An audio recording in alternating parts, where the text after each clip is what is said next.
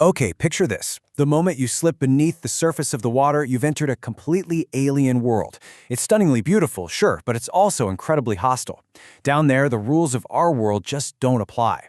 The single biggest force working on your body is the immense, crushing weight of all that water above you. So today, we're going to take a virtual dive to really get a grip on the physics of pressure.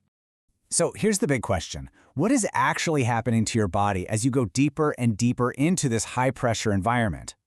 Well, it's not some kind of strange magic, not at all. It's pure, unadulterated physics. And for any diver who's ever explored the deep, understanding this stuff is the absolute key to survival. And what's so fascinating is that pretty much all the wild things that happen to your body when you're diving can be explained by just 4 basic gas laws: Boyle, Dalton, Henry, and Charles. So let's start our dive and talk about the very first thing you'd feel on your way down.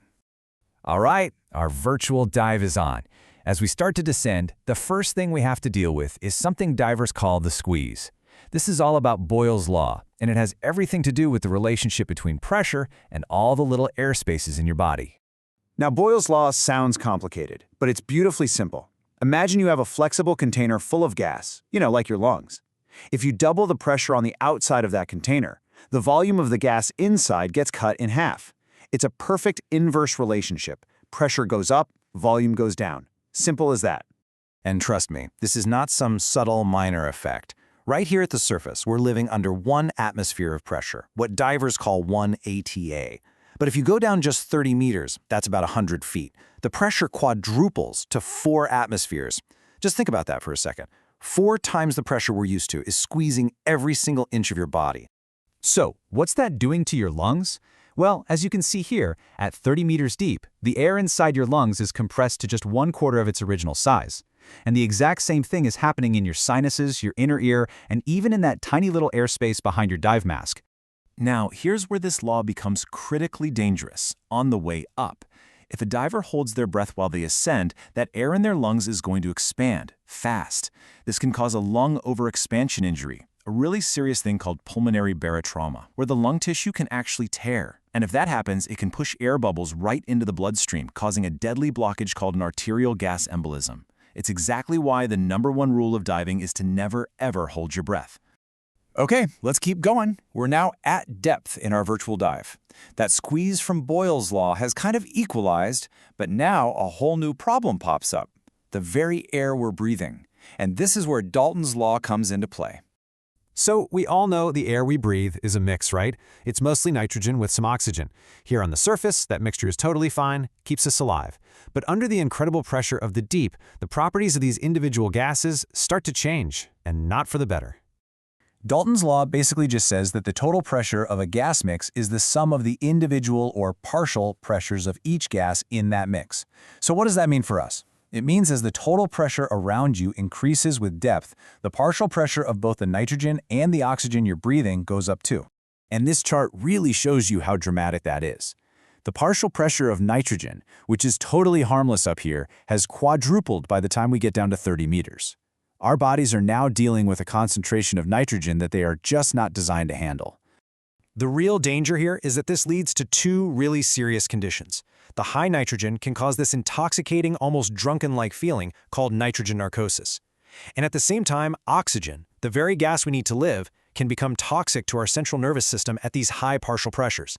Divers have to manage this by carefully planning their depths and sometimes even using special gas mixes. Okay, our time at depth is up. We're now starting the most dangerous part of any dive, the ascent. And here, a 3rd law takes over, controlling this invisible process that's happening deep inside our tissues.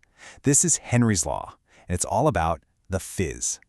Henry's law explains how gases dissolve into liquids, and the best way to think about it is a soda bottle, right?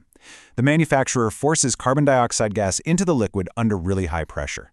When you twist that cap, the pressure is released, and the gas comes rushing out as bubbles. Well, believe it or not, the exact same thing happens in your body. See, while we were hanging out at depth, that high partial pressure of nitrogen was forcing it to dissolve into our blood and body tissues. Now, if we come up to the surface nice and slow, that nitrogen can come out of our tissues harmlessly, and we just breathe it out. But if we ascend too fast, it's just like popping the cap on that soda bottle. Nitrogen bubbles form inside our tissues and joints, causing an excruciatingly painful and potentially fatal condition called decompression sickness, also known as the bends. We're almost back to the boat, but there's one last law we need to talk about.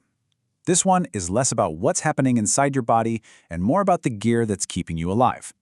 It's time for a quick gear check, and this is all thanks to Charles' Law. Charles's law connects the temperature of a gas to its volume, or its pressure. And it's super simple. Heat a gas up, and its pressure increases. Cool it down, and its pressure drops. That's pretty much it. And this has a very real-world practical impact for divers. A scuba tank that gets filled in a warm dive shop and then gets plunged into cold water is going to show a pretty big drop in pressure. On the flip side, a tank left sitting in the hot sun is going to show a much higher pressure reading. Understanding this is absolutely crucial for planning your dive and doing safety checks before you even think about getting in the water. And we're back on the boat. Our virtual dive is complete. So as you can see, these 4 different laws of physics aren't separate things to worry about. They're an interconnected rulebook for how to survive in an underwater world. This table really just lays out the whole story perfectly. You can see how Boyle's law is all about the volume of your airspaces. Dalton is about the effects of the specific gases you breathe. Henry's explains how those gases get into your body. And Charles's affects your equipment. They all work together, defining the risks and the rules for every single dive. This quote right here, this is basically the diver's cheat sheet. It's how they remember what's what. Boyle is about the squeeze and the expansion. Dalton is about narcosis and toxicity. Henry is about the bends. And Charles is about your gear. 4 laws, 4 critical things you have to know to survive. So, at the end of the day, this alien world deep beneath the waves is governed by a few simple, predictable laws of physics. And it really makes you wonder, doesn't it? What other invisible rules are shaping the world all around us, every single day, just waiting for us to understand them?